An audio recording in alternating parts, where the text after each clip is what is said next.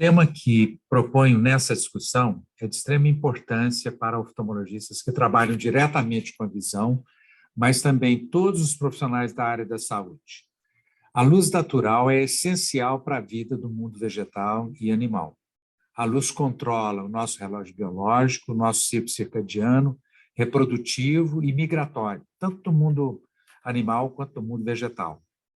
Ela controla essas mudanças através de alterações da sua composição espectral diária, sazonal e anual.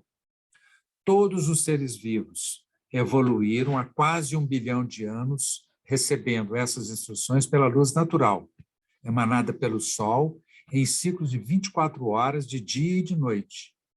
E esse ciclo tem se mantido desde o início da vida na Terra, há mais de 600 ou 1 bilhão de anos atrás. Quando o homem dominou o uso do fogo através de tochas, ele conseguiu criar uma iluminação que o auxiliou na sua trajetória, na iluminação de cavernas ou ambientes escuros. Mas o seu uso era pontual, e a noite era noite, o dia era dia. Há pouco mais de 140 anos, nós passamos a usar a iluminação elétrica para iluminar a noite. E há cerca de 3 décadas, nessas últimas 3 décadas, nós substituímos a iluminação elétrica pela luz de LEDs. Devido ao baixo custo energético do LED e a facilidade de a sua implantação, ele passou a ser adotado como padrão em todo o mundo.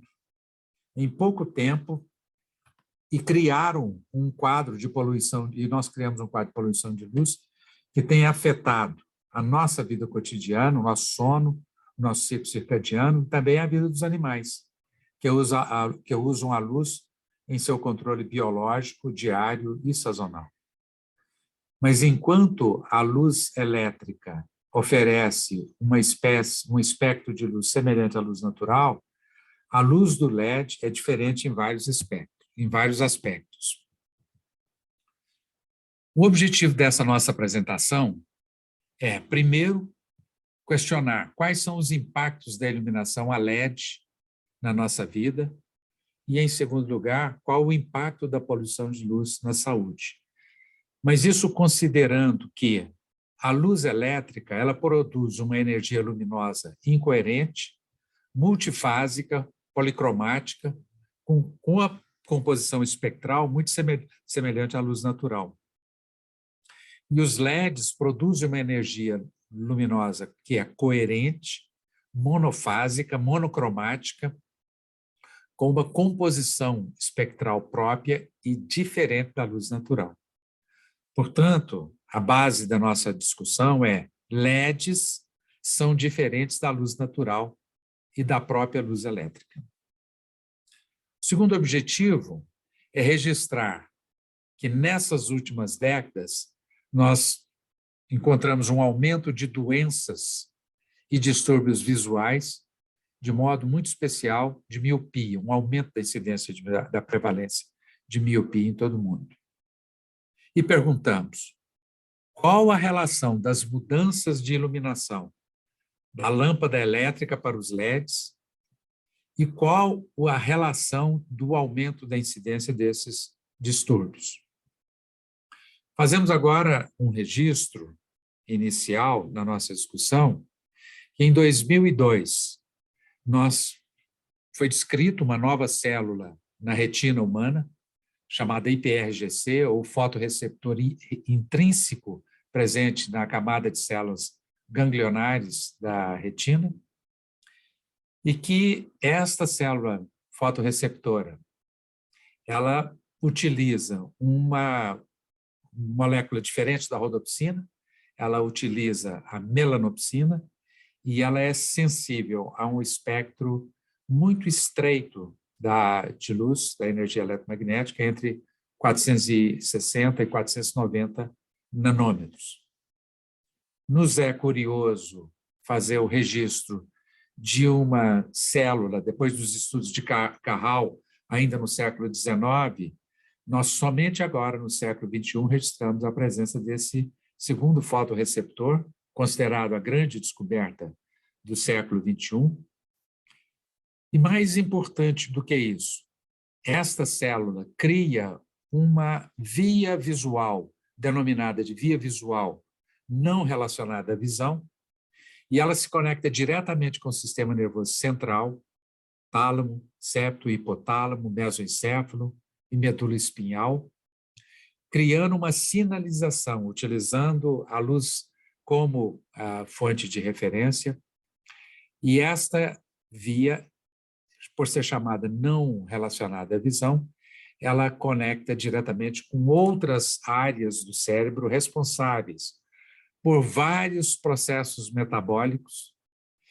biológicos e comportamentais, como secreção de melatonina, que controla o nosso sexo, o nosso o ciclo circadiano, temperatura corporal, secreção de cortisol, alerta, fluxo sanguíneo no cérebro, respostas do eletroencefalograma, expressão genética, performance, desempenho cognitivo, desempenho psicomotor, isso todos de curto prazo, e de longo prazo, ciclo circadiano, fisiologia do sono.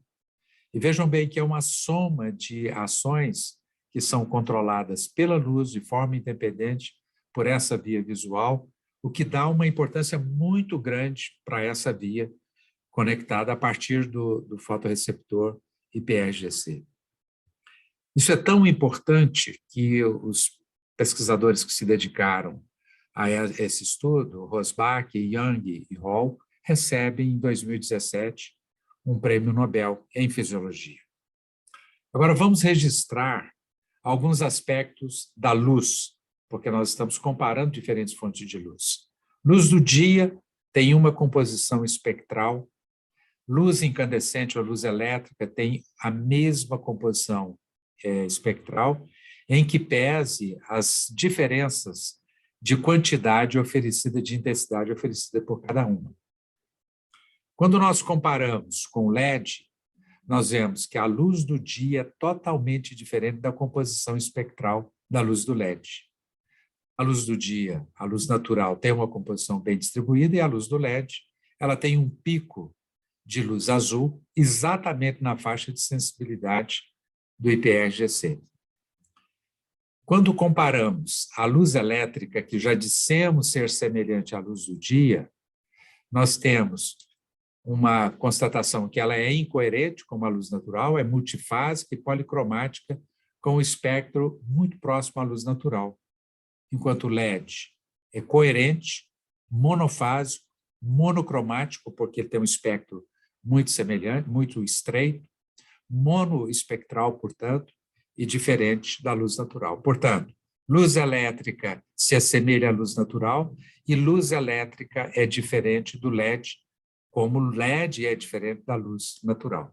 Só para efeito ilustrativo, nós mostramos o que é fase e o que é coerência. Coerência é quando você tem a luz se espalhando em todas as direções, e nós temos dois tipos de fase: a fase espacial, que está relacionada com o comprimento de onda, e a fase temporal, que é o tempo dela dentro da luz. LEDs são monocromáticos, direcionais e coerentes, o que nos permite fazer um canhão de luz com LED. Usar o LED como apontador de uma imagem, mesmo usando uma pequena bateria. Enquanto luz natural e luz incandescente, ou luz elétrica, são incoerentes e polifásicas. A adoção da luz do LED traz para nós um segundo problema, além da diferença com a luz natural, que é a poluição de luz. E nesse quadro, à direita e inferior, nós vemos um comparativo da iluminação nos Estados Unidos nos anos 50. Depois, 20 anos depois, nós vemos muito pouca diferença nessa iluminação. 97, praticamente 30 anos, 20 anos depois, de 70 para 97, são 30 anos, nós temos uma diferença ainda não muito acentuada, mas de 97 ou de 2000 para 2025, uma diferença enorme, e é exatamente nesse período que nós temos a adoção do LED. Esse artigo, chamando a atenção, abril de 2020 ainda, que a poluição de luz traz como problema? Primeiro, uma ameaça à saúde humana.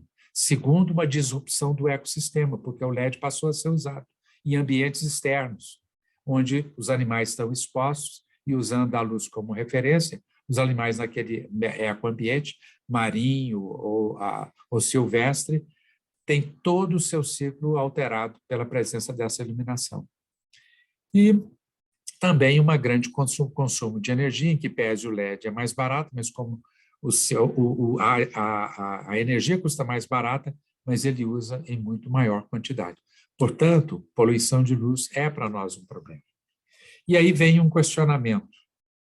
Essa mudança de tecnologia de iluminação em tão curto espaço de tempo poderia ter um efeito negativo na visão e na saúde das pessoas? Exemplos de distúrbios produzidos pela poluição de luz e provavelmente pela mudança para a introdução da nova tecnologia, os LEDs. Alteração do nosso ciclo circadiano. Nós sabemos hoje que dormir é, especialmente para o jovem, um grande problema.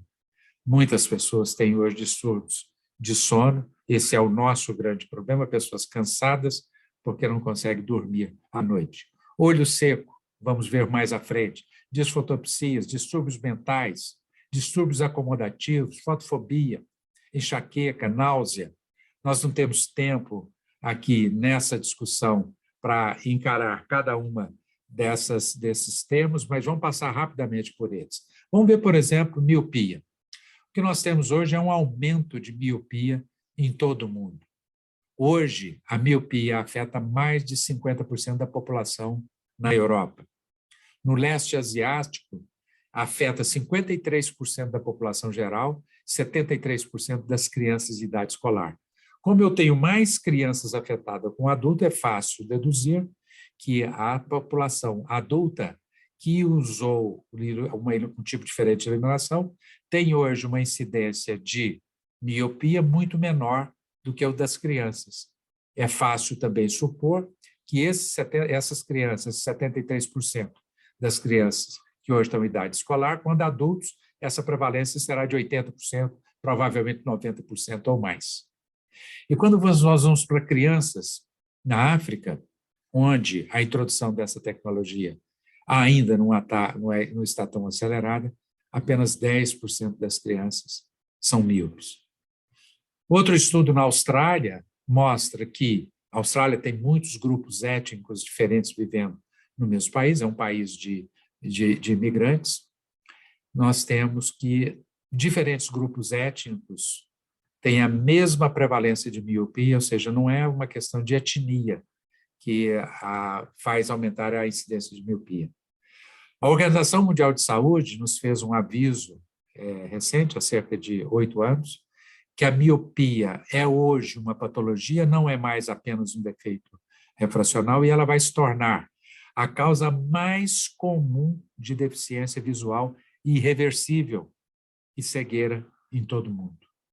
Miopia é, portanto, hoje um problema de saúde pública, porque ela aumenta o risco de outras doenças oculares, como catarata, glaucoma, descolamento de retina, que podem causar uma perda irreversível da visão.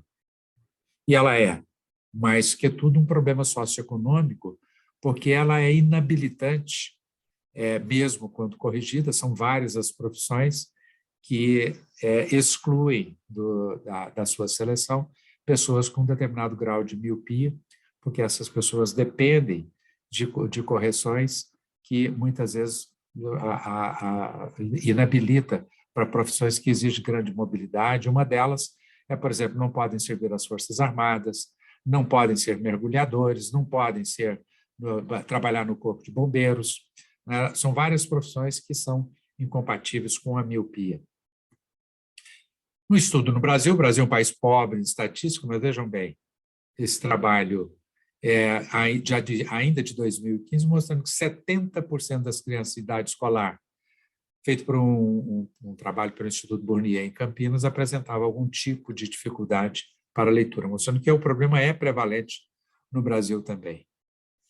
Mas o mais interessante é isso. Depois de muito estudar a aceleração da miopia, chegamos à conclusão que, para interromper o crescimento da miopia, nós precisamos recomendar às crianças pelo menos 3 horas de exposição à luz natural. Com essas 3 horas, eu consigo interromper o desenvolvimento da miopia. O que equivale a dizer que a dieta espectral de uma pessoa míope é de pelo menos 3 horas para que ela evite o desenvolvimento da miopia. Então, aqui nós temos uma associação clara entre saúde e luz natural, para não dizer uma associação negativa entre a miopia e o uso do LED. A ausência de luz também é necessária para que a gente sintetize melatonina e a gente possa ter um ciclo circadiano normal. Ou seja, preciso de uma dieta de luz, assim como eu preciso de ausência de luz para ter um ciclo circadiano normal. Olho seco. Esse slide é agora de 2021, setembro de 2021, é da Academia Americana de Oftalmologia, e ela pergunta: por que é tão difícil tratar o olho seco? Não há tratamento que dê conta do olho seco, porque se ele permanece no mesmo ambiente de iluminação, eu continuo com a persistência do sintoma. Ele está relacionado à exposição à energia eletromagnética na faixa da iluminação que nós utilizamos hoje. Nós utilizamos hoje luz de LED tanto no ambiente doméstico quanto no ambiente profissional. Trabalhamos a maior parte do tempo em ambientes fechados, e daí a grande dificuldade. Esse outro artigo é interessante. A disforia trigeminal é um outro nome do olho seco, e esse artigo pergunta: olho seco é a autoestrada para o inferno, porque é tão difícil tratar essa condição e ela inferniza tanto os nossos pacientes, que recebeu esse título sugestivo para demonstrar a gravidade da doença. Esse trabalho, agora de 2018, fez uma correlação na literatura sobre a influência potencial da luz de LED com doença mental. Ele não é conclusivo, mas diz que o nosso conhecimento expande rapidamente, nós precisamos continuar a estudar essa influência, mas há uma sugestão muito grande de que o LED possa estar associado ao aumento de doença mental. Quais são as nossas conclusões nessas colocações que fazemos rapidamente? Primeiro, que há uma relação de causa e efeito do aumento da incidência de distúrbios visuais com a mudança de iluminação da luz elétrica para LEDs. Importante registrar que a luz é transcodificada para sinal neural na retina, mas nós não conhecemos o código neural dessa transcodificação. Mas certamente existe um alfabeto que a retina utiliza para fazer essa transcodificação, desenvolvida ao longo de milhões de anos de evolução. E certamente esse alfabeto está baseado em propriedades da luz, tal como composição espectral, frequência, coerência, fase, luminância e muitos outros atributos da energia eletromagnética que nós identificamos como energia do espectro visível. Portanto, conclusão final: a luz é a matéria-prima da visão e nós estamos modificando essa matéria-prima. E é fácil comparar com o nosso alimento natural. Se eu uso um alimento sintético, eu posso não ter o mesmo efeito nutricional. O fato é, vivemos hoje imersos numa banheira de energia eletromagnética e nós ainda não temos uma dimensão correta de qual é o impacto que esta energia eletromagnética que nós estamos expostos, de telefone celular, rádio, televisão, comunicação entre equipamentos, todo o instrumento hoje, quase todos são usados sem fio, e isso é que constitui o nosso ambiente invisível dessa banheira. Importante mostrar que a vida se desenvolve há cerca de 1 bilhão de anos, a visão há cerca de 600 milhões de anos, e durante todo esse período, a energia eletromagnética, a luz, ela permaneceu imutável, e muito provavelmente, ao longo dessa evolução, todos nós nos adaptamos a essa energia.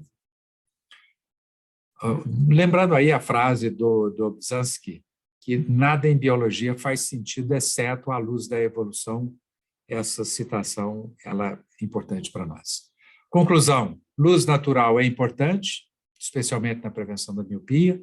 A luz natural proveniente da luz da energia solar é biologicamente necessária não apenas para a visão, mas também no controle dos nossos relógios biológicos para uma vida sustentável e saudável. Mas nós não sabemos ainda qual é a nossa dieta espectral mínima. Sabemos na miopia, que é de 3 horas, mas qual será a para o olho seco? Qual será para a doença mental? Qual será a dieta espectral mínima que nós precisamos para evitar outras condições? É extremamente difícil para nós hoje mudar, sair da iluminação artificial de LED, pelas suas qualidades, pelo seu custo, mas é também muito difícil criar uma iluminação artificial que seja semelhante à luz natural, imitando as propriedades da luz natural e combinar isso numa única fonte de luz, incluindo aí propriedades como faixa espectral, incoerência, variações ao longo do dia e do ano, a sincronia de fase, distribuição geoespacial, frequência de cintilação, polarização, luminância e várias outras propriedades da luz natural. Lembrando, luz para visão, para cones e bastonetes, eu preciso enxergar, mas a luz do controle biológico é via os nossos fotorreceptores intrínsecos, os IPRGC, e que nós precisamos, pelo menos nós sabemos hoje, que no mínimo de 3 horas de exposição à luz natural. Quem é que hoje consegue 3 horas de exposição à luz natural? Muito pouca gente, certamente. Muito obrigado pela atenção e fica aí a nossa referência do LAPAN, Laboratório de Pesquisa Aplicada a Neurociências da Visão, onde nós estamos estudando essa condição. Muito obrigado, até mais.